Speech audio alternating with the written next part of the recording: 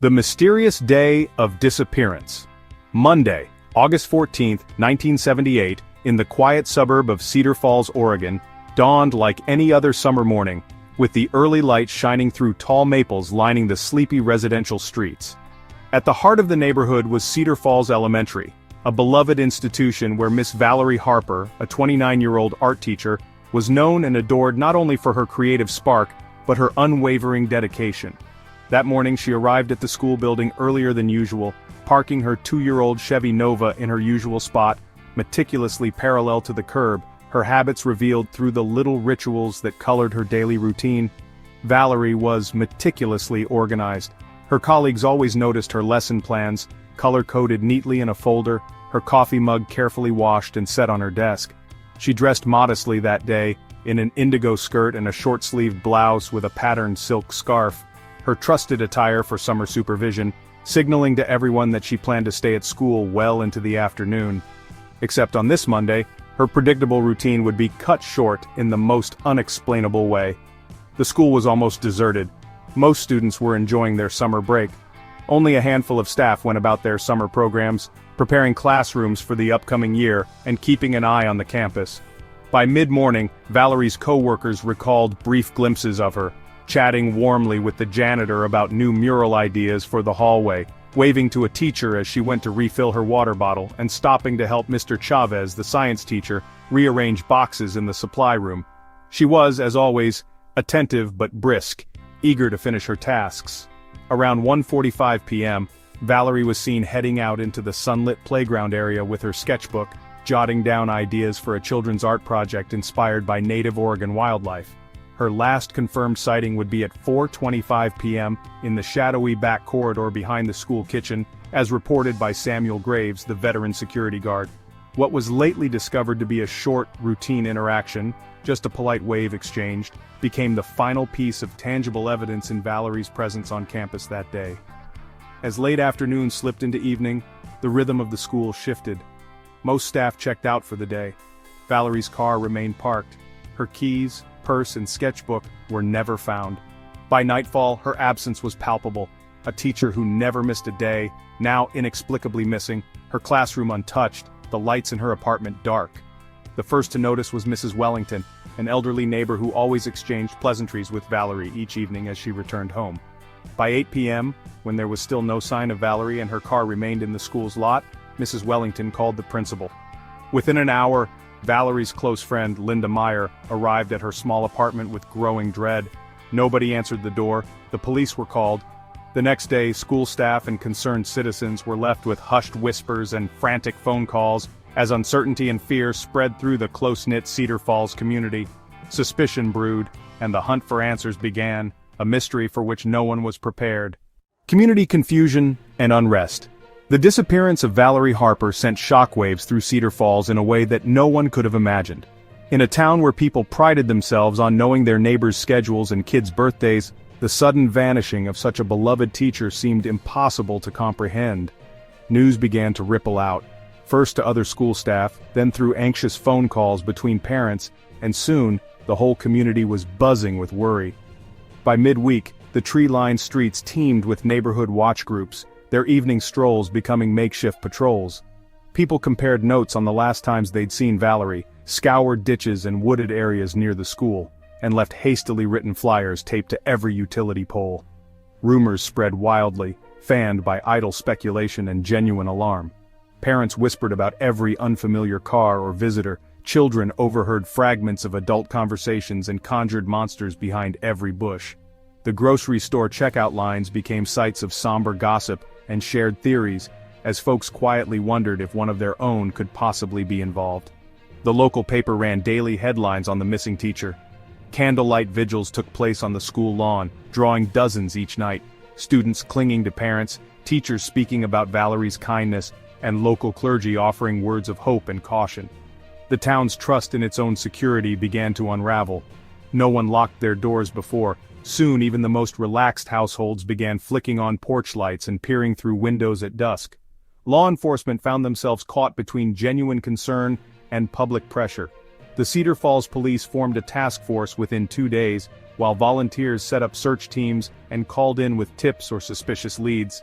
Not all community members trusted that the authorities were doing enough. Some blamed outsiders, others suspected a cover-up, and a few even suggested that Valerie might have staged her own disappearance for unknown reasons. Theories ranged from abduction by drifters to a tragic accident to something far more sinister. Local radio stations fielded call-ins from tearful former students, urging Valerie to come home or for anyone with information to come forward.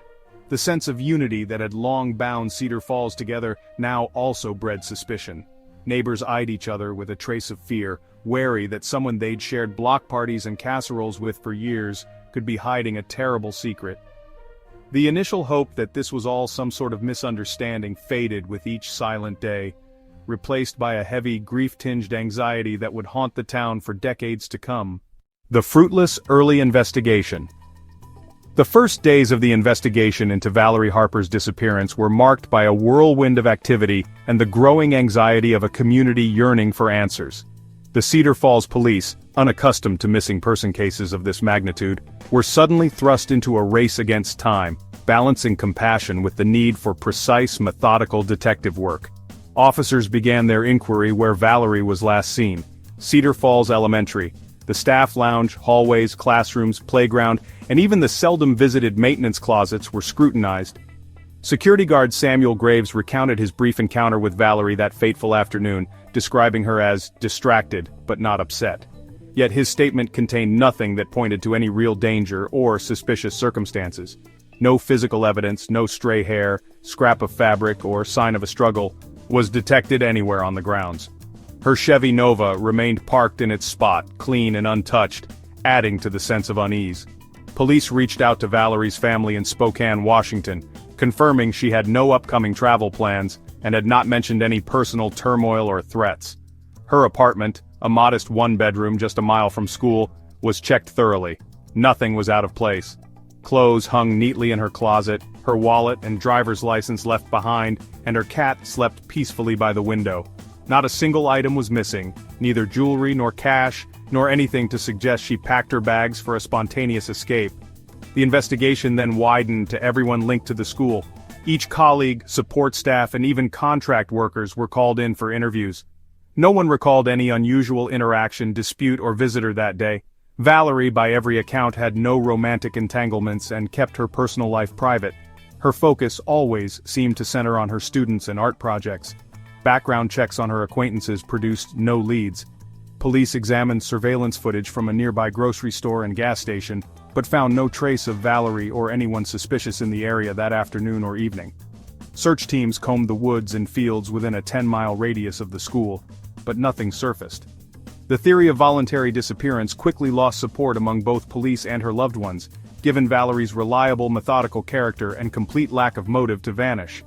A few whispered speculations reached the police tip line. Could she have been abducted by a stranger just passing through town? Might she have been targeted for some secret reason? Detectives followed up on each tip, sometimes spending hours interviewing transient individuals, but the leads fizzled out as quickly as they came in. As days became weeks, frustration set in. The town's optimism curdled into despair, and Cecilia Burns, the police chief, began to fear that they'd never find a break. She admitted, in an interview, "We just don't have anything that points us in a direction. We don't have a scene, a suspect, or even a clue." Though the case remained open, the investigation gradually cooled. Valerie's desk at the school collected dust, her absence becoming the new silent normal.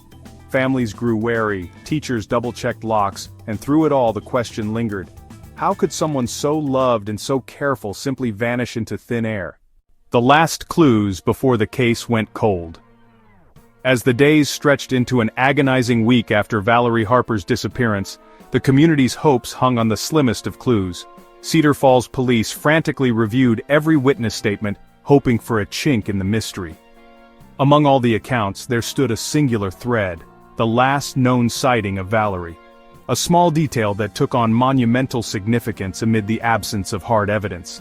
Samuel Graves, the veteran janitor and night security at Cedar Falls Elementary, was the last person reported to have seen Valerie.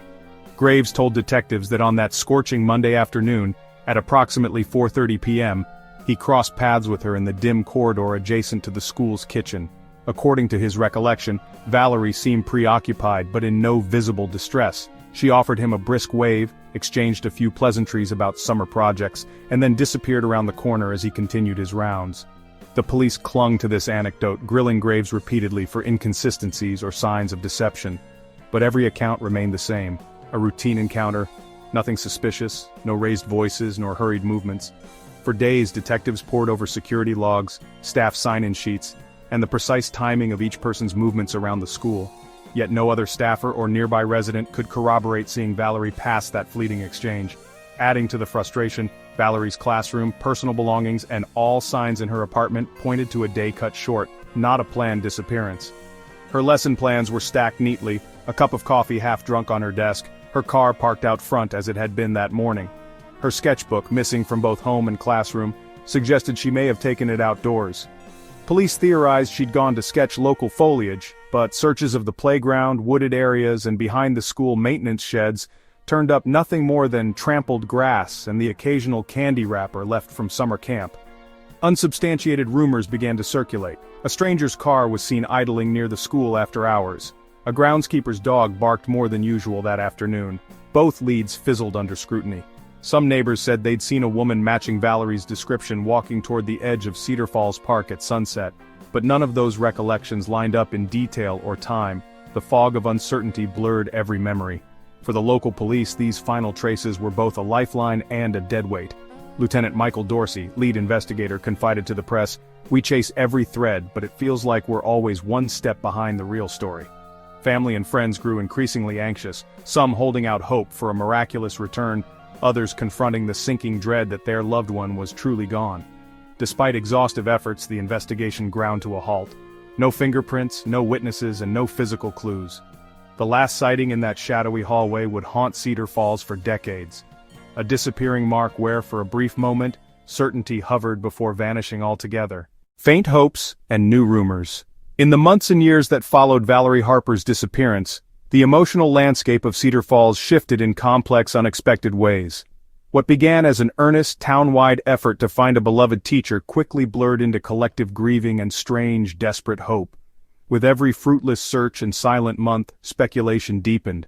Some people clung to the slim possibility that Valerie had chosen to disappear, seeking a new life far from familiar streets. Others developed elaborate theories involving foul play, abduction, or secret coercion, each more far-fetched than the last. By the turn of the 1980s, Valerie's absence had grown into a local folklore, inspiring whispered conversations at church picnics, anonymous tips to the police, and wild stories traded among teenagers. The most persistent of these rumors revolved around the idea that Valerie might have been lured into or forcibly taken by a shadowy organization. Newspaper columnists received anonymous letters suggesting she was targeted because of something she had seen or learned at the school. There were even baseless claims of an international espionage plot, with whispers that she might have been kidnapped by foreign agents for reasons unknowable to the townspeople. Valerie's family, heartbroken but unwilling to surrender hope, regularly appeared in news segments, pleading for any information. They partnered with national missing persons organizations, hired private investigators, and published Valerie's story in every possible venue. Each new lead, however weak or outlandish, was followed with a surge of emotional investment, drawing out both optimism and agony. When a tabloid published an unfounded story that a blonde woman matching Valerie's description had been seen in Arizona with an unknown man, her brother drove the length of the state searching bus stations, border crossings, and remote truck stops. The sighting was quickly debunked, but the cycle of hope and disillusionment continued. Simultaneously, a darker current emerged among the town's youth and those hungry for answers, tales of ghosts haunting the school playground at night, or of a car seen idling in the parking lot close to midnight on the day Valerie disappeared. Late-night radio hosts recounted listeners' accounts of strange phone calls received in the middle of the night, static-filled, with a woman's voice crying out for help. Most adults dismissed these as products of grief-stricken imagination, but the children of Cedar Falls grew up with Valerie's disappearance as both warning and cautionary legend. Police, meanwhile, tried to stamp out the wilder theories, but each denial only prompted more creative speculation. For every possibility ruled out by investigators, a new rumor would rise to take its place, some harmless, some deeply hurtful to those who loved Valerie most. While law enforcement never wavered in their view that no abduction by foreign agents had taken place, the theory persisted in small corners of the community, fueled by a potent mix of fear and the unknown. With the years rolling by, anniversary vigils were held on the school's front lawn, candles flickering in hope that Valerie, wherever she might be, could somehow find her way home. But as the days became decades, hope dimmed and rumor solidified into myth. In the heart of Cedar Falls, the sense of unfinished business grew heavier. To her family, no news was the cruelest answer of all, yet the faint glimmer of hope, stoked by every rumor and whispered tale, would never quite fade. A turning point. After many decades, August 2004 marked the 26th year since Valerie Harper's mysterious disappearance, and by then, her name had become more legend than headline to most residents of Cedar Falls. The school where she once taught had been renovated twice. Children who once attended her classes were now adults with families of their own. Vigil candles had flickered and faded on the front lawn many times, hope sometimes bubbling up in the community only to dissolve into resignation again. For Valerie's family, though, no passage of time could erase the hollowness of not knowing, and every summer anniversary resurfaced old wounds with fresh pain. The cruel comfort of the unknown would shatter abruptly one muggy afternoon when police in Portland received a most unexpected visitor. The man who entered the precinct carried the heaviness of years etched onto his features, his hair now thin and silver, his frame hunched, but still imposing. He introduced himself as Samuel Graves, a name barely whispered in connection with Valerie's disappearance outside the tiniest circles all those years before. None of the officers present that day could have anticipated the shock about to ripple through Oregon's cold case history. Samuel Graves, now 68 years old and very much a shadow of the custodial figure he once was, walked in and demanded to speak privately with a detective. Wearing a faded checkered shirt and carrying a crumpled envelope, his demeanor was a strange mix of exhaustion and relief. Detective Lauren McNeil recalled years later how Graves's composure crumbled the moment the office door clicked shut. His hands shook and his eyes drifted to the floor as if hiding from the accumulated weight of his conscience. Almost immediately, Graves began to confess. "I have to get this out before something happens to me," he said, voice hoarse with age and anxiety. He revealed that he was responsible for the death of Valerie Harper in 1978, and that he had lived with the secret every day since then. The room seemed to shrink with every detail that tumbled out, details no newspaper could have fictionalized and no investigator had ever unearthed. Graves explained that it had been an accident, a moment of blind rage that spiraled quickly and irrevocably beyond control. In the weeks before coming forward, the city's eminent domain laws had notified him that his residential property on the outskirts of East Portland was to be demolished for a road-widening project. Graves, knowing the inevitable would uncover what he had hidden, had finally chosen to unburden himself. Detectives who heard Graves' story were stunned, torn between relief at a breakthrough and horror at its aftermath. Graves described the late summer afternoon in graphic, chilling detail, his argument with Valerie in the school's back corridor, the moment of anger, and the grim aftermath. Fearing discovery, he carried Valerie's body out of the school grounds concealed in supplies under the cover of dusk, and drove to his Portland home. There, in a panic, he hid the remains beneath the kitchen floor, encasing them in layers of thick plastic and concrete. Decades of guilt gnawed at him, but the terror of exposure kept his secret, and Valerie's fate buried for more than a quarter of a century. Within hours, a squad of officers accompanied Graves to the address he provided. The property, a modest single-story home with cracked siding and a neglected lawn, showed no outward appearance to suggest the darkness below. But when authorities broke through the kitchen floor per Graves' directions, they discovered exactly what he'd described: human remains painstakingly wrapped and hidden, alongside personal effects that could only have belonged to Valerie Harper, her favorite scarf, a sketchbook, and the silver locket she wore every day. DNA tests swiftly confirmed the identity. For the Harper family, the phone call they had dreaded and hoped for in equal measure finally struck, cascading through relatives with a mix of shock, devastation, and numb catharsis. News of the case's breakthrough traveled rapidly. Television trucks appeared outside both the Cedar Falls Elementary and the Portland Police Station. Neighbors gathered in small knots, some in disbelief, others claiming they'd always harbored their suspicions about Graves' solitary habits. His immediate neighbors reported him as a quiet, eccentric man who grew more reclusive as years passed, fortifying his home with heavy locks and keeping to himself. In interviews, they expressed equal parts horror at the revelation and sorrow for the Harper family. For investigators, the confession didn't bring pure satisfaction. Over the decades, leads had come and gone, a parade of psychics, self-proclaimed experts and well-intentioned locals offering hunches, none of which had brought them closer to the truth. The details of Graves's confession, however, fit together seamlessly with known elements from 1978. The brief final sighting, the absence of struggle at the school, the sudden dissolution of clues, and the frustrating black hole that had swallowed Valerie's story for so long. For years it felt like reaching into darkness with no hope of touching bottom, recalled retired Chief Cecilia Burns after the case was finally closed. But at last we had an answer, not the answer anyone wished for, but the truth nevertheless. The legal ramifications were complex and gripping in their own right. 26 years had passed since the crime. Oregon law, at that time, included a statute of limitations on certain murder cases. Though this fact would later ignite national debate and drive legislative reform. While Graves's confession was absolute and corroborated by physical evidence, prosecutors were ultimately unable to pursue criminal charges. Instead, the Harper family filed a civil suit, seeking justice through the only avenue left to them. The case drew attention far beyond Oregon's borders as television analysts and newspaper columnists examined the inadequacies in the justice system and debated whether time should ever shield such grave wrongs from consequence. For the Harper family, the revelation provided closure of the harshest kind, ending the purgatory of not knowing but forcing them to grapple with the brutal finality of Valerie's fate and the knowledge that her killer would never sit in a criminal court. For the community of Cedar Falls, the story turned from that of an open wound to a bitter lesson.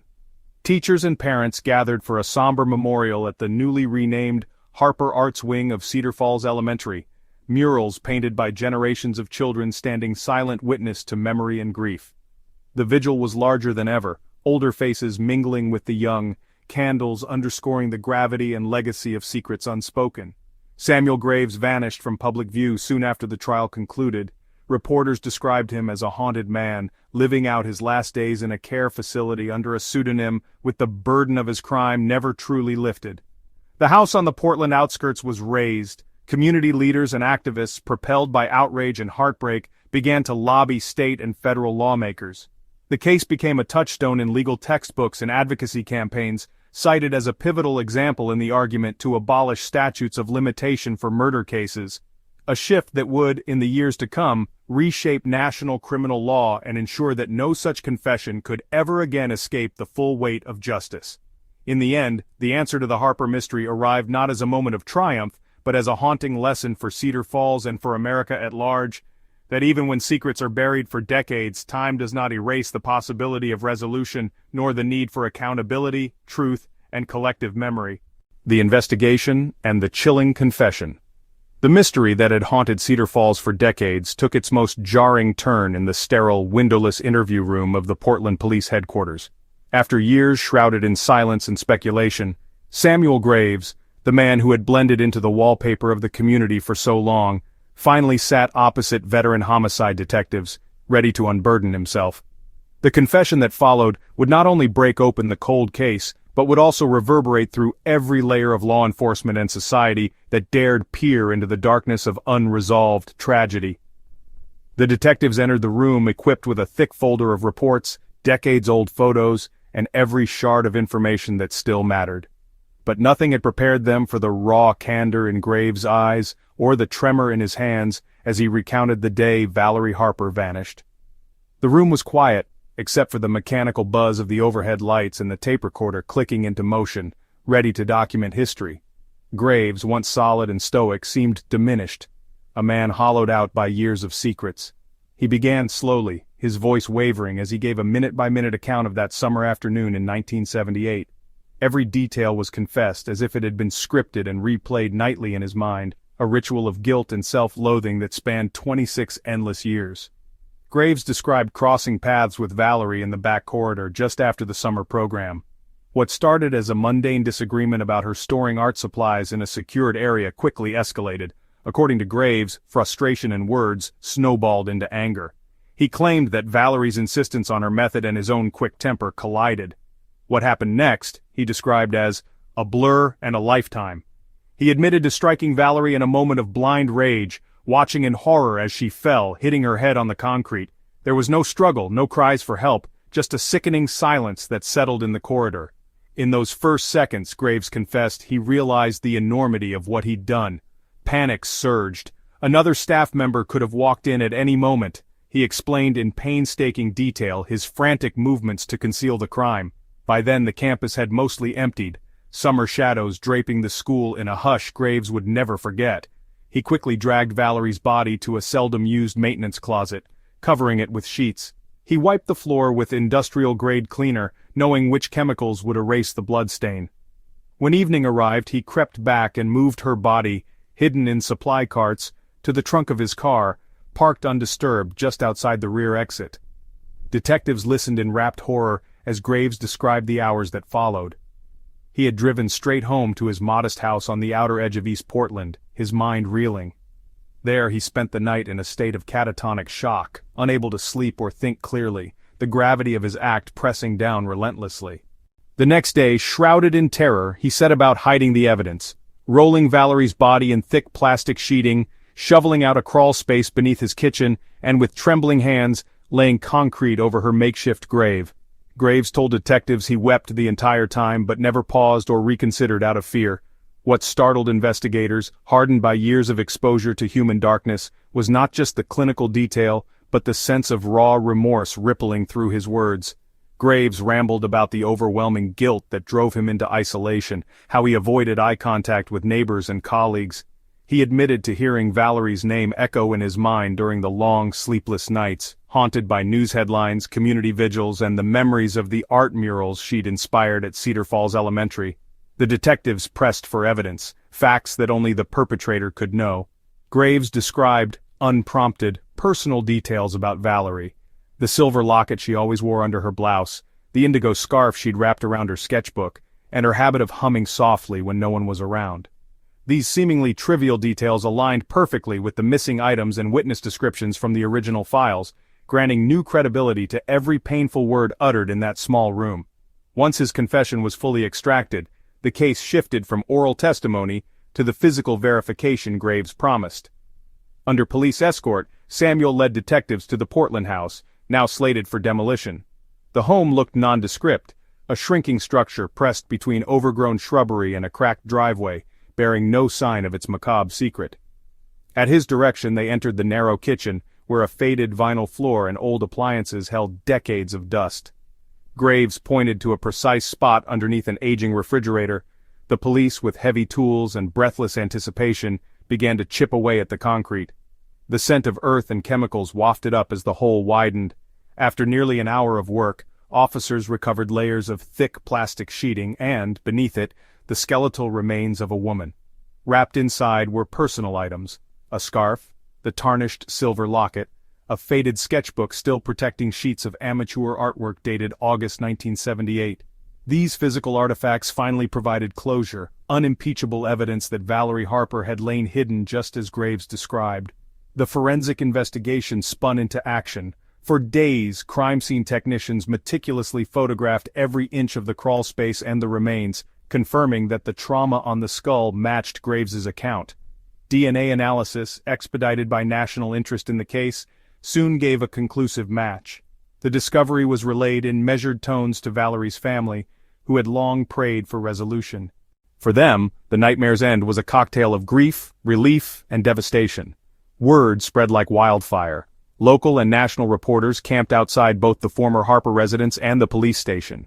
Editorials questioned how a small-town custodian, a man trusted to protect schoolchildren, could conceal such a crime from an entire community. Current and retired officers privately reckoned with their frustration, re-examining old case files to see if red flags should have been noticed earlier. Civilian volunteers, the same people who decades earlier had combed the park and creek beds for signs of Valerie, now gathered in shock, passing between sorrow and anger as the truth unfolded.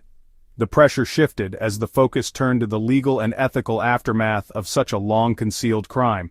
With evidence and confession perfectly aligned, many presumed Graves would face swift and decisive justice. However, the debate quickly became complex and fraught. In Oregon at the time of the crime, statutes of limitation existed for certain types of homicide. While law enforcement and prosecutors scrambled to interpret whether Graves could be charged criminally, given the undeniable evidence and public outrage, legal experts pored over legislative archives. The answer, chilling in its simplicity, was that time had shielded Graves from criminal prosecution for murder. This legal technicality did little to quell the moral outrage. News programs ran segments unraveling the implications, while community activists demanded legislative change to prevent similar outcomes in the future. The Harper family, devastated by the reality that their daughter's killer might never be tried before a jury, nonetheless filed a civil lawsuit against Graves. This process, though it offered some measure of accountability, felt hollow in comparison to the magnitude of their loss. Meanwhile, Samuel Graves offered little in the way of defense or justification. He appeared before legal representatives as a shell of his former self, expressing remorse but avoiding any public plea for forgiveness. Reporters described him as withdrawn and visibly frail, his haunted expression the only outward acknowledgement of a conscience decimated by the years.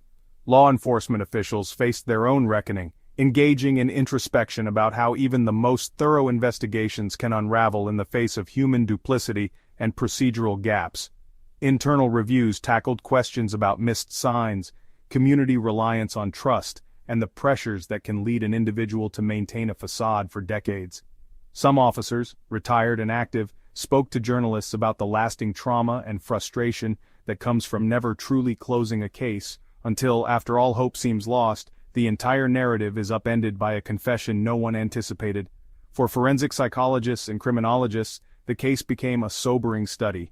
They examined Graves's ability to lead a concealed life, dissected his psychological profile, and debated whether his late-life confession was an act of redemption or simply the result of having no other choice as demolition of his property loomed.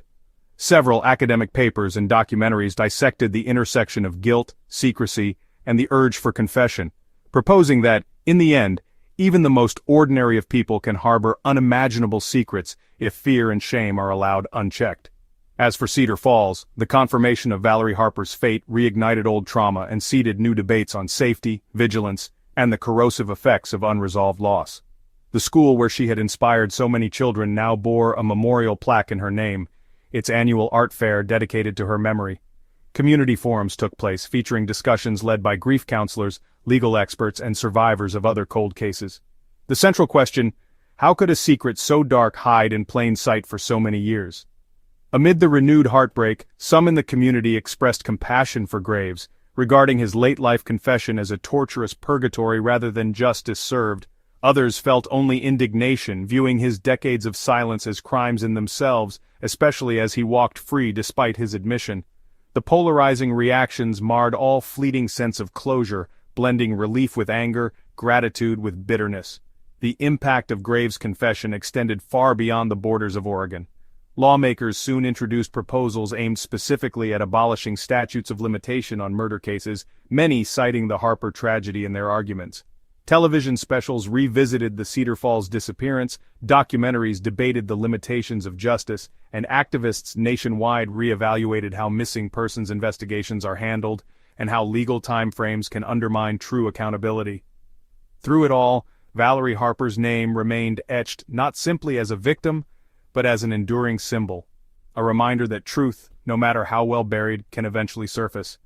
Her family, though denied the criminal justice they sought, found at least an end to the endless not knowing. For former students and colleagues, every class mural and whispered memory now carried a different resonance, the knowledge that stories, even when silenced, can one day speak loudly and demand to be heard.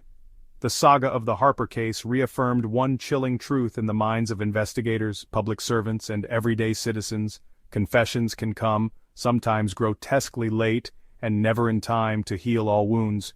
But when they do, they force communities to reckon with the boundaries of forgiveness, the holes left by secrecy, and the enduring call for justice that no technicality should stifle. The life and unfinished journey of Valerie Harper was born in 1949 in the gentle sprawl of Spokane, Washington, a city known for its pine-fringed rivers, working-class charm, and close-knit neighborhoods. From her earliest years, Valerie was marked by a unique blend of intellectual curiosity and an unmistakable artistic flair. Family photos from the 1950s show a beaming girl, often with a watercolor brush in hand, painting landscapes from her bedroom window while other children played stickball in the street.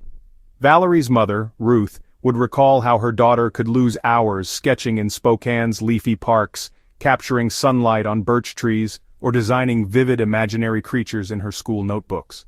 Valerie's academic journey echoed her creative drive. A diligent and bright student, she was the kind of child teachers remembered long after graduation. Not for being the loudest or most rebellious, but for her quiet determination and the kindness she extended to classmates and instructors alike. When she entered high school, her aptitude in the visual arts gained real momentum. Her paintings won ribbons at local fairs, and her posters for school plays became cherished mementos. Art wasn't merely an elective for Valerie, it was her language, the medium through which she processed a complicated world and found her place within it. By the time she graduated in 1967, Valerie had earned praise, not just as an accomplished artist, but as a scholar, a rare duality that won her a competitive scholarship to the University of Washington. There, in Seattle's vibrant, rain-soaked atmosphere, her spirit seemed to bloom. Friends remembered her as both grounded and vividly imaginative, unafraid to challenge provincial ideas but always gentle in debate. Dorm mates described endless nights discussing philosophy, listening to Joni Mitchell records, and painting murals on shared bedroom walls. Valerie majored in art education, a pragmatic choice, she would later tell her sister, that allowed her to combine financial realism and personal joy. She believed deeply in the transformative power of art, especially for children. She saw every classroom not just as a place of rote learning, but as a launchpad for empathy and self-discovery. At university, this vision sharpened. She hosted free workshops for underprivileged children, volunteered at community centers, and published essays on the role of creativity in building healthy societies. After graduating in 1971, Valerie spent a brief year substitute teaching across Northern California. These months tested and tempered her, bringing her into contact with students from all walks of life, some shy, others troubled, and sharpened her skill for coaxing creativity from even the most reluctant minds. Her letters home brimmed with stories: a boy who finally painted his first landscape after weeks of resistance, a shy girl who used clay to express what words could not. Valerie saw teaching as an act of service and a sacred responsibility. In search of a permanent position that allowed both professional stability and personal growth, Valerie moved to Cedar Falls, Oregon, in 1972. Drawn by the town's reputation for community spirit and the possibility of making an authentic difference, she soon found her place as the new art teacher at Cedar Falls Elementary. Here she quickly became a fixture in the lives of both colleagues and her students. Her classroom was a vibrant menagerie of color, filled with handcrafted mobiles, student murals, and hopeful motivational messages written in chalk above the blackboard. Valerie wore her new role with sincerity and grace. She organized after-school clubs for aspiring young artists, led annual art shows that doubled as charity drives, and started a program in partnership with the local library to display children's work throughout Cedar Falls. Her teaching style was gentle but persuasive. She encouraged experimentation over perfectionism, nurturing each child's personal voice. Among colleagues, she gained a reputation for selflessness, always willing to stay late to help with lesson planning or supervise bake sales. Parents frequently cited her as the reason their children found a love of learning or overcame social anxiety. Yet, outside of school, Valerie's world remained rather private. She rented a modest apartment in a quiet part of town, decorated with her own paintings and stacks of well-thumbed books. She was close to her younger sister Naomi, and telephoned her parents every Sunday. Neighbors recalled the soft glow of her apartment's lamp burning into the evening as Valerie worked on lesson plans or delicately painted new projects. She was not known to date widely, nor did she seek out nightlife or boast of romantic entanglements. Friends suggest that she poured her heart into her students and art, perhaps at the expense of more conventional ambitions. There were rumors, as there always are in small towns, about whether Valerie was hiding secret heartbreaks, a fiancé lost in the chaos of Vietnam, or a college love that never quite became reality, but these musings were more reflective of Cedar Falls' collective imagination than actual fact. People sometimes wondered about her solitary walks by the river, or the way she would quietly observe town festivals before slipping away, leaving only half a cup of cider behind. It wasn't loneliness, those closest to her would argue, but rather a kind of peaceful self-containment, a person content with their purpose, even as life's bigger adventures felt forever deferred. Valerie's closest friends admitted that she carried some burdens. She spoke candidly about wanting to do more for children facing hardships at home, and occasionally confided frustrations about bureaucratic limits on arts funding or the lack of understanding from some school administrators. But for every obstacle, Valerie met it with a quiet, determined optimism. She believed the truly important changes happened one-on-one, in the small acknowledgments and acts of encouragement that slowly changed a child's view of themselves and their world. Her last summer, the summer of 1978, was anticipated as an inflection point. Valerie had just been approved to lead a district-wide arts initiative, and she was drafting proposals for expanding art therapy programs in partnership with local counselors. She spoke excitedly to her sister about her students' progress and sent sketches home that hinted at new directions for her own creative work. Co-workers later remembered that her energy seemed boundless. She volunteered to help with summer enrichment camps and spent weekends sprucing up the neglected outdoor mural. Her conversations with colleagues were filled with laughter and plans, and she made a point of telling her friends she was the happiest she'd ever been. To those who knew her best, it was unthinkable that she would abandon her life or leave projects unfinished by choice. Her sense of responsibility, both to others and herself, ran too deep. The suddenness of Valerie's disappearance cast a sharper relief on her unfinished life. Everything she treasured, her sketchbooks, her family, her teaching, her promise of new projects, was left suspended. Colleagues had to pack up her classroom, pausing over half-written notes or lesson plans mapped out for months in advance. Friends steered clear of her apartment, unwilling to disrupt the careful order she had left behind. Even her cat, adopted from a local shelter, was left mewing by the window as if waiting for her return. Decades later, when Valerie's fate was finally known, Cedar Falls would remember her not just as a victim of one of its darkest episodes, but as someone whose life radiated quiet strength and hope. Her murals still brighten the halls of Cedar Falls Elementary, restored annually by her former students, and the school's new arts wing bore her name as a tribute. Those who had been touched by her teaching spoke of careers she inspired and the confidence she helped to build in children who, without her encouragement, might have been lost. For the generations who never knew her, Valerie became a symbol, a reminder that significance is measured as much by lives touched as by time spent alive. Her story, rich with light and potential, stands as the enduring legacy of a life interrupted but never forgotten. The fateful day and tragedy. The events of the day Valerie Harper vanished would reverberate as one of the darkest chapters in Cedar Falls history, a day meticulously charted by investigators but never truly understood in its emotional gravity. August 14, 1978, began with little sign of the tragedy to come. Valerie entered the elementary school early, her arms laden with art supplies, ready for her summer program duties. To the staff who exchanged hurried greetings, she appeared much as she always did, dedicated, methodical, and quietly content with her plans for the afternoon. As the school emptied out and the golden Oregon sun dipped lower, the pace slowed into the soft lull of late summer. Valerie stayed behind after most colleagues left, her intentions likely only to tidy up, sketch out new lesson plans, and inventory restocked supplies. She followed a routine so familiar that nothing initially aroused suspicion, until she failed to return home, and the routine was broken in the worst way. According to Samuel Graves's later confession, the minutes leading up to the tragedy were filled with tension that had been quietly building. The quiet, cavernous back corridors were largely deserted, only the faint sound of distant traffic and a few scattered echoes of summer cleaning punctuated the silence. It was here, far from the main offices and the well-trafficked halls, that Graves and Valerie encountered each other at what would be the end of her final day. Their encounter, described in chilling detail during his confession, began as a seemingly innocuous disagreement about storage of art supplies, an issue that, on any other day, might have ended with a handshake or at worst, an exasperated exchange of words. But that afternoon, a subtle thread of exhaustion or frustration snapped.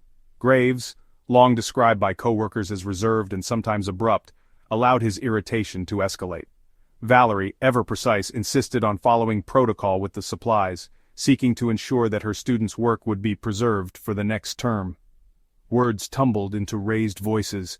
Graves recounted the argument, twisting too quickly, and felt his composure slip away.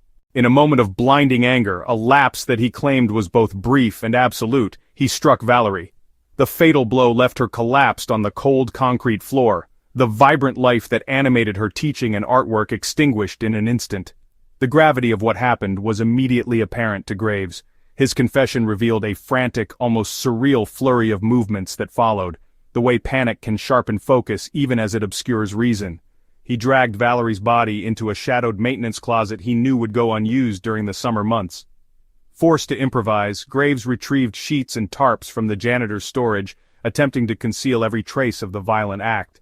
He scoured the spot where she fell with industrial cleaner, his hands shaking with adrenaline and dread, while the stillness of the deserted school amplified the horror of what had unfolded. Darkness crept over the building as the evening deepened, rendering the passageways even more lifeless and eerie. Graves waited for absolute silence, watching through small, frosted windows to ensure no faculty or groundskeepers would interrupt his plan. With the building now empty, he returned to the closet, lifted Valerie's slight frame onto a rolling supplies cart, and wheeled her through a side exit to where his car was parked. Every movement was marked by terror of being discovered, each step echoing with the finality of what he had done. Outside, the air held the indifference of a summer night. If any neighbor heard a noise or witnessed the grim procession, no one spoke of it. Years later, during renewed investigations, no credible witnesses could recall activity behind the school that evening. Sheathed in nervous resolve, Graves loaded Valerie's body into his trunk, covering her with tarps and boxes to avoid suspicion. He drove with his headlights dimmed, paranoia rendering every stop sign and crossroad a potential checkpoint of exposure. Upon reaching his house on the remote boundary of East Portland, he parked in the shadow of neighboring trees and sat in stunned silence for what felt like hours. Self-preservation warred with remorse. Inside the home in the tight, musty kitchen, Graves made the fateful decision to cover up his crime for good. Utilizing the tools and materials at hand, he rolled Valerie's body in thick plastic and spent the night digging into the crawl space beneath his kitchen floor, a punishing act that would haunt him for years. Concrete mixed clumsily in an old wheelbarrow was poured over the grave, transforming the kitchen into an unmarked tomb. As dawn broke, Graves returned to work. At school, colleagues had not yet realized the magnitude of the previous night's events. Only when Valerie's absence was noted and the search began, did fear metastasize among staff, students, and friends. Her classroom stood untouched, a mug of coffee cooled on her desk beside a sheet of unfinished lesson plans. For days, then weeks, the crime was hidden not only by cement and tarps, but by the extraordinary normalcy of the workaday world that continued above it. Graves, meanwhile, withdrew into himself, interacting with the community as little as possible. For years he nursed the secret, reinforcing locks on doors and windows, compulsively checking the floor in his kitchen for cracks or disturbances. Every mention of Valerie's name, every newspaper headline and flyer, tormented him with the knowledge that her fate lay just a few feet below his daily life. Evidence he could not erase, the missing sketchbook, the scarf later found on the property, the meticulous hole beneath the kitchen, waited for the world to uncover the truth. The emotional aftermath of that day was felt in widening circles. Valerie's family, desperate for answers as hours turned to days, called on authorities, friends, and even distant relatives. The community, stunned by a loss they could neither explain nor grieve fully without closure, began a frantic search. Yet no one imagined the true scope of tragedy that had unfolded under their noses. For years, her disappearance was pinned on fantasy, urban legend, or suspected strangers, never the quiet, stoic custodian who lived among them. As the investigation faltered, and days stretched into months of unanswered questions, the memory of August 14th remained a point of endless speculation. Every detail of that ordinary afternoon, Valerie entering the building, chatting with colleagues, making her rounds, was replayed and analyzed with hindsight. Investigators obsessed over evidence and timelines, desperately seeking the overlooked clue that would illuminate her fate. But the secret of that day resisted their efforts, remaining locked away beneath layers of cement, silence, and grave miscalculation. The tragedy of Valerie's last day eventually redefined her legacy in Cedar Falls. The abrupt, senseless way her life was ended weighed heavily on all who had known her, and on generations of students who would pass by the art murals she left behind. The story shaped local memory, transforming a familiar school into a site of both creativity and loss. Parents grew newly protective, teachers newly vigilant, and the town's sense of safety was irreparably altered. Families in Cedar Falls learned that even the most ordinary day could harbor unforeseen horror, and that evil could sometimes wear the face of the familiar. For Samuel Graves himself, Every aspect of his future was determined by the events of that hour. One irrevocable decision that rendered the rest of his life a strange, shadowed afterimage of what might have been. Every footstep in his kitchen, every restless night, echoed with the memory of a single, unplanned act of violence. As the years passed and the world changed, the hidden truth of that day remained the one constant shaping every choice, every silence, every moment of regret and fear.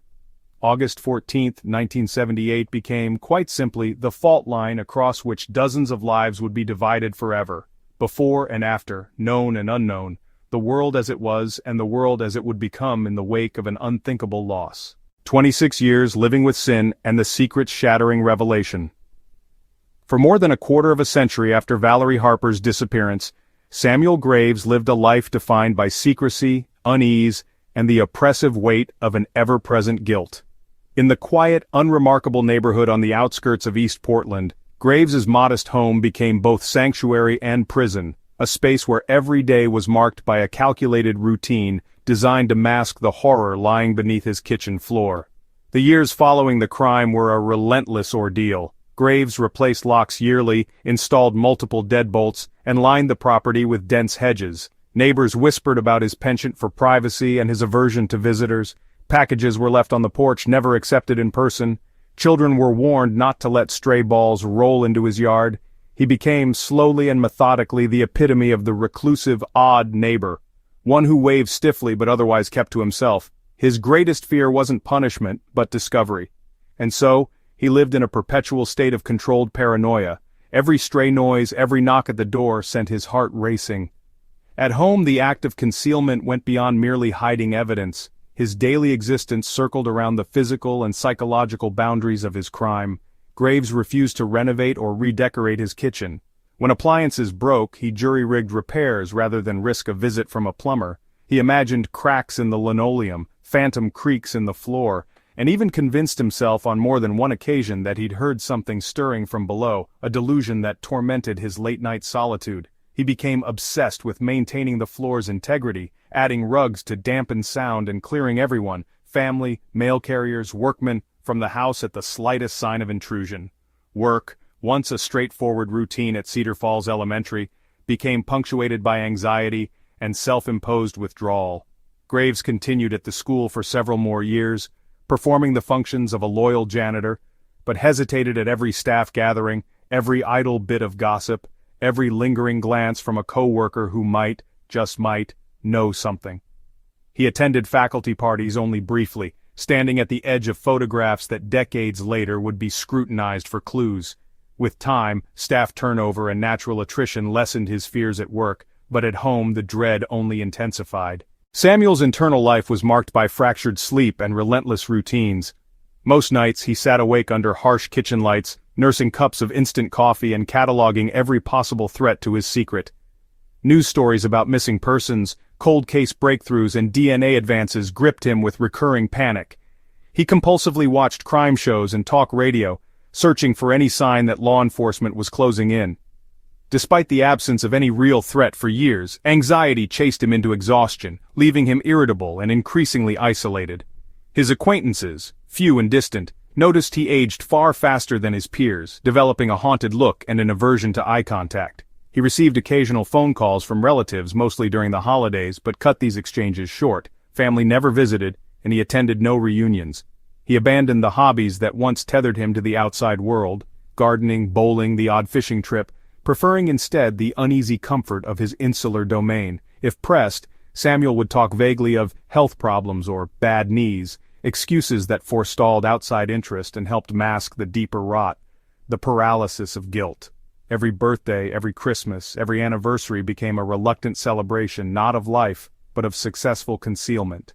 The emotional cost of this existence grew heavier as the years ticked by. Samuel was not a sociopath. His confession would later reveal real, if twisted, remorse. There were moments when grief and guilt came close to breaking him. News reports on anniversaries of Valerie's disappearance, discovery of other remains in the city, or the sight of a flyer bearing her name. Each time, Graves agonized over whether he should come forward, his conscience wrestling with self-preservation. But fear of imprisonment, retribution, infamy always won out, For more than 2 decades his soul remained locked between two extremes, the terror of being found out and the agony of never being able to atone. The world outside changed in dramatic ways, but Samuel's life lagged in a limbo of his own making. Technology advanced, security cameras appeared on street corners, the internet transformed daily interactions, and the city pressed outward, growing ever closer to his once secluded home. Real estate developers eyed his neighborhood for new projects. When city officials made their first inquiries about property values and possible eminent domain, a new dread took hold in Samuel's mind. That his secret would be exposed by construction workers, not the police, and that he would lose even the power to confess on his own terms. By the late 1990s and early 2000s, the specter of discovery became an urgent reality. Dozens of Portland neighborhoods were slated for redevelopment, and Samuel received notices that his block was up for evaluation, first for new water lines, later for a major road-widening initiative. Surveyors paced up and down his street, and city letters piled up on his kitchen table.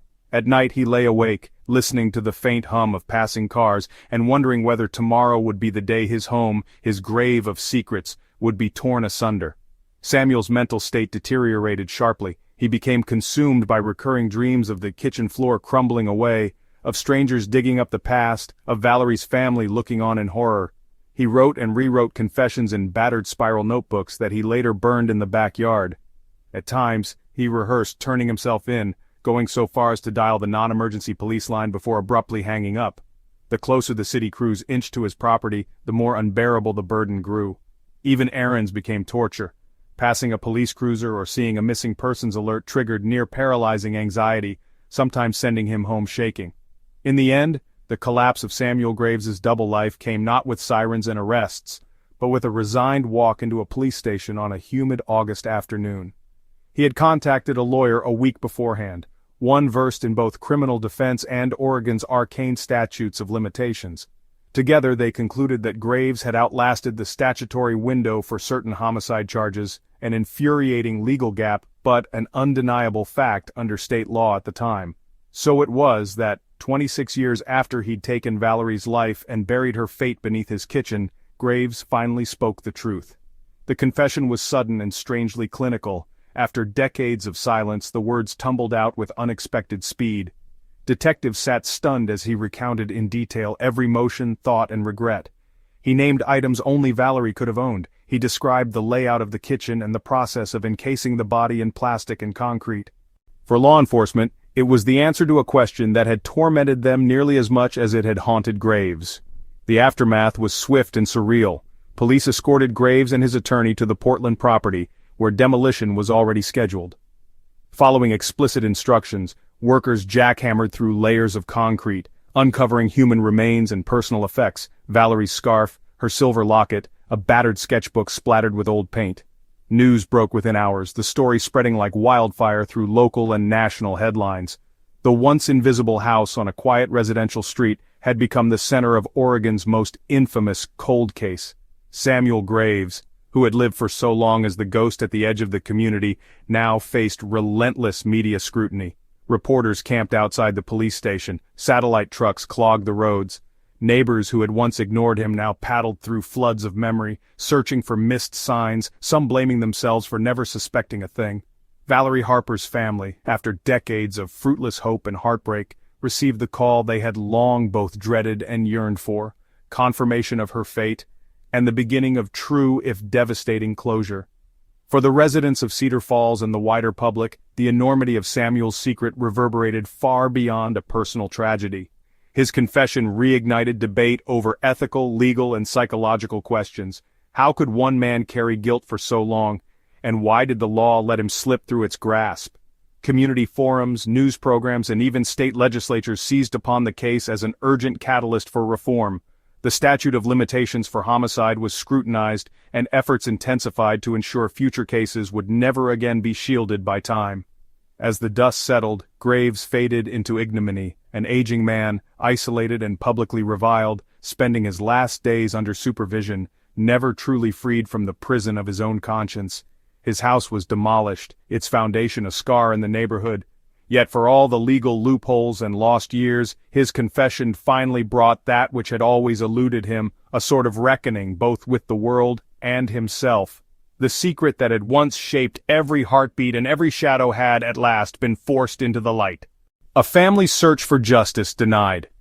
The revelation about Valerie Harper's fate, after more than a quarter-century of uncertainty, delivered an answer, but not the justice her family so desperately needed.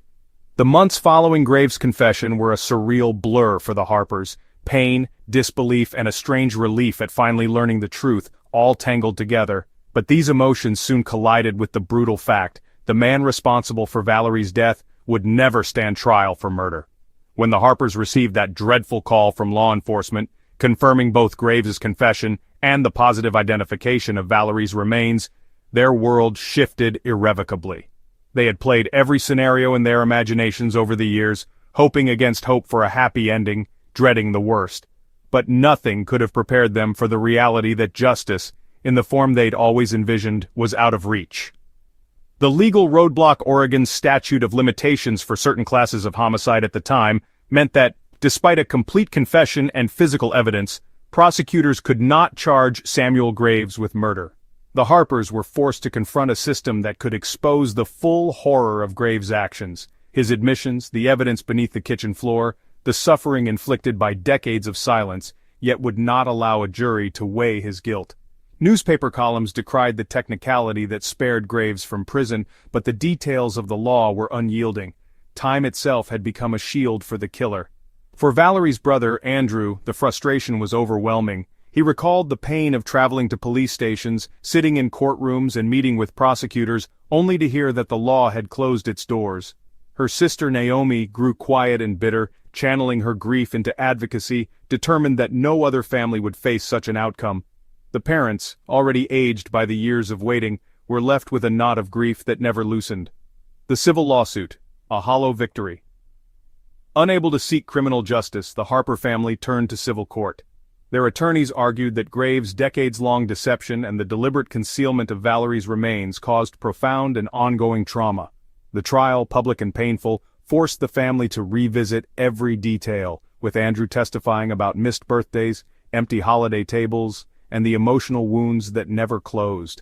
The court ultimately found Graves liable, awarding the Harpers a significant monetary judgment for the intentional infliction of emotional distress and wrongful death. But no amount of money could mitigate the true loss: the empty chair, Valerie's aspirations, her gentle humor, and the possibility of reuniting in life. Every press conference and newspaper headline cut anew. The community's support, while meaningful, could not replace what was gone. Naomi's words at the courthouse lingered: "Justice measured in dollars is no justice at all." The struggle for meaning and reform denied what they considered true justice. The Harper family redirected their anguish into public action. They partnered with advocacy organizations, testified before state lawmakers, and met with families affected by other cold cases. Their story became a rallying cry in Oregon and beyond. The Harpers demanded reforms to eliminate statutes of limitation on murder cases, ensuring no confession could go unpunished simply because of time. In the following years, their tireless efforts contributed to meaningful change. New laws were introduced, inspired directly by Valerie's case, guaranteeing that future prosecutors would never be forced to say, "Our hands are tied," to grieving families. Andrew traveled the region, speaking at schools and legal symposiums, sharing Valerie's story as both a warning and a call to action, not only about seeking justice, but also about the enduring consequences of silence and unprocessed loss. The lingering absence. For all their advocacy and the community's embrace, the Harpers were still left with the quiet devastation that comes from knowing what happened, but never receiving true closure. Valerie's belongings were returned: her locket, a battered sketchbook, the scarf she wore on her final day, but they were tokens, not the person the family yearned for. Homespun rituals developed: lighting a candle at every milestone, leaving a place set for Valerie at Thanksgiving, retelling anecdotes to keep her gentle presence alive. The emptiness was not only personal but social. Friends, former students, and neighbors struggled with the reality that justice had not been done. At memorial events, speakers mentioned the case by name, expressing frustration and sorrow, mingling the community's grief with the Harpers. The Cedar Falls School named an annual art scholarship for Valerie, a small step in honoring her memory amid the unresolved pain. Moving forward but not moving on. With the passage of years, the Harpers were compelled to build a new understanding of justice, one that was not determined by verdicts or sentences but by their determination to carry Valerie's ideals forward. Naomi was inspired to become a counselor, working with children coping with trauma. Andrew contributed to missing persons organizations, helping guide families through the wilderness of uncertainty he had come to know too well. Even Valerie's parents, though never freed from sorrow, found meaning in the lives touched through their daughter's legacy. Yet, nights remained restless. Anniversaries stirred up buried pain. The phrase "not knowing" was replaced by "never forgetting." Graves' life faded from the public eye, but the wound in the social fabric of Cedar Falls never stitched fully closed. Every time the law failed to hold a killer accountable, the Harper struggle was invoked, a reminder that behind every legal technicality are real people, real losses, and the haunting need for justice that goes unmet. In the final reckoning, Valerie Harper's family learned to live with the truth, but never accepted the absence of justice. Their journey, one of heartbreak, outrage, and reluctant resilience, stands testament to the fact that sometimes the price of truth is the impossibility of closure, and the obligation to fight for a world where such failures are never repeated. Bitter aftershocks and changes in American law. In the wake of the shocking revelations in Valerie Harper's case, the Cedar Falls tragedy sent ripples far beyond the bounds of the grieving community. Valerie's story had captivated the public for more than 2 decades, spawning rumors, folklore, and a growing sense of unresolved loss. But when the truth finally emerged, her remains exhumed, her killer walking free due to statute of limitations, the American legal system was forced into a reckoning that would shape policy far into the future. The immediate aftermath saw a frenzy of media coverage and public debate. Major newspapers ran front-page editorials blasting the justice system for allowing such a heinous act to go unpunished. News programs devoted long segments to the Harper case, often juxtaposing heart-wrenching interviews from Valerie's family with sharp questions directed at legal scholars and state officials. The airwaves rang with incredulity and anger. How could a confessed murderer, whose guilt was both admitted and irrefutably proven, avoid the reach of criminal law simply because decades had passed? For many viewers, the answer was almost as traumatic as the crime itself.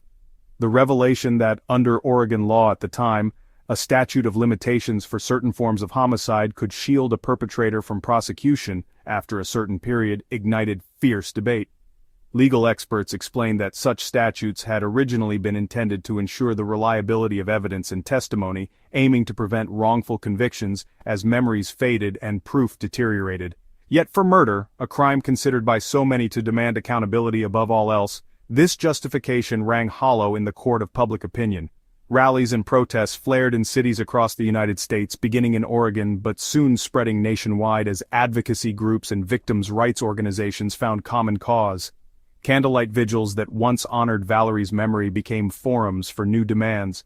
No expiration for justice, read hand-painted signs thrust before news cameras. Families of other missing or murdered loved ones shared their stories, revealing that Valerie's tragedy was only the tip of a larger festering wound. The recurring heartbreak when time and bureaucracy stood between victims and true justice. National lawmakers, under mounting pressure from constituents and media, convened hearings to examine the broader implications exposed by the Harper case.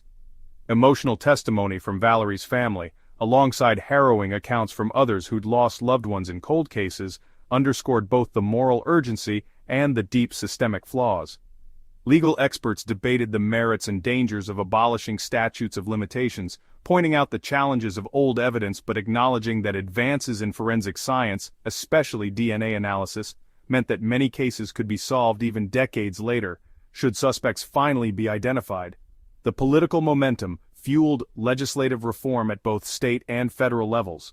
In Oregon, bills were introduced to eliminate the statute of limitations for all homicide offenses, regardless of the circumstances. The measure passed with overwhelming bipartisan support, driven less by abstract legal theory than by the very human stories of those like Valerie's family. The ripple effect was swift. Within a few years, numerous other states amended their laws, removing or dramatically extending the time frames for prosecuting murder and other serious crimes. The Harper case became a case study in law schools, and a touchstone in media coverage about reforming justice for cold cases. Activists used Valerie's story in campaigns, podcasts, and school assemblies, urging a re-examination of not only statutes of limitation, but also the resources devoted to missing persons files and the responsibilities of law enforcement, to never let a case go cold. Journalists, academics, and documentary filmmakers returned repeatedly to Cedar Falls, no longer as outsiders chasing the next big story, but as collaborators in public memory and catalysts for social change. In towns similar to Cedar Falls, police departments launched reviews of their own unsolved cases, vowing not to let administrative closure override moral obligation. Forensic laboratories received more funding and training. State attorneys general instituted new guidelines for reopening and reevaluating stagnant investigations, while many communities established support groups for families affected by long-term disappearances and unresolved crimes. Many of these efforts, while born of frustration and grief, ultimately fostered a sense of unity, a belief that the lessons of Valerie's case, though hard-won, could help save others from a similar fate. But change was not purely legal or procedural, it was also emotional and cultural. In American consciousness, the phrase statute of limitations became indelibly linked to the word injustice. The Harper family, despite having found the truth, remained at the center of a conversation about the true costs of delayed justice, how grief lingers, how doubt corrodes families and communities, and how closure does not always equate to healing. Their advocacy, and the advocacy of others inspired by Valerie's case, transformed them into reluctant symbols of both the pain and the possibility for progress in the American system. The legacy of Valerie Harper became more than the story of a lost teacher or an unsolved crime. It became a catalyst. Citing her name, lawmakers dismantled legal barriers that had protected the guilty. Inspired by the bitter aftermath in Cedar Falls, citizens wrote letters, attended city hall meetings, pushed public petitions, and, in some cases, ran for office on reform platforms.